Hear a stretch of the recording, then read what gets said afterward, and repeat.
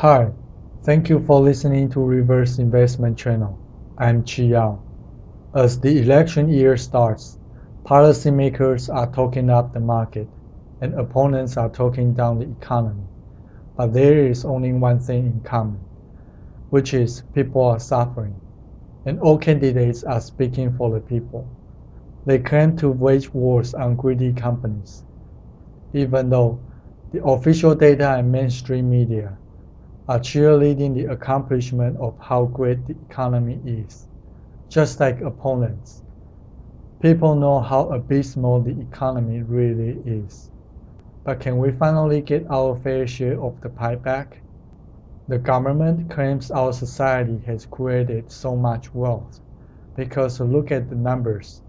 Our private consumption are growing at fastest pace of the second quarter over the past decade.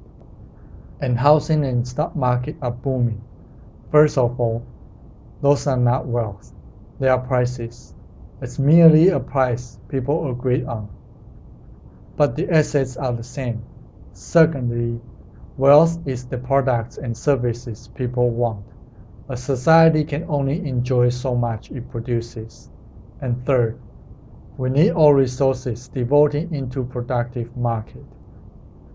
We need to save and invest in capitals to increase productivity to grow our wealth.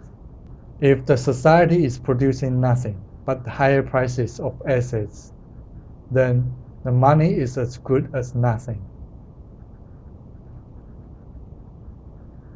The government wants people to blame capitalism for its greed, but in reality, people should blame crony capitalism, which is a product of our government. Actually, the wealth is destroyed by the government through manipulations. On the one hand, government is handing over privileges either through subsidizing companies or backing companies. These acts are directly distributing the wealth from people to interest groups.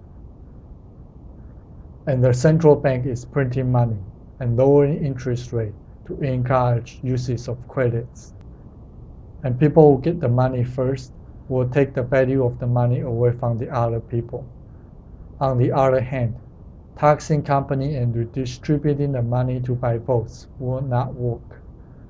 Company can simply raise prices, and people will end up with the same or less purchasing power as the labor market is tilted to the employer. And don't forget how costly these government programs really are. If the government really succeeds to impose such a program, how much will it cost to execute? The government will take a big cut from both sides. The big pie comes in and small pie comes out. If the government has the power and has created such a toxic environment for businesses through its policies to keep competition minimal, they will sell their influence only for higher prices. When the environment for honest companies becomes so toxic, the honest companies will be governed out of existence. Later on, if the honest ovens are broken, where is the pie coming from? People will only end up suffering from all aspects. Dishonest companies, speculators, special interest groups, and the almighty big government. Each one of them will not hesitate to share the remaining wealth from the society we live in. The result will be getting worse.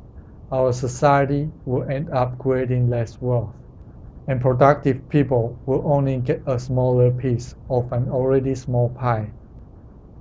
To wrap it up, the government has only shown us how counterproductive it is.